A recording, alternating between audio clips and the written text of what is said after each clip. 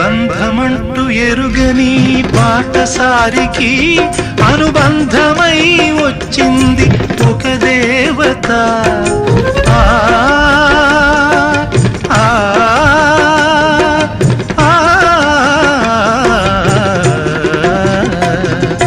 బంధమంటూ ఎరుగని బాటసారికి అనుబంధమై వచ్చింది ఒక దేవత.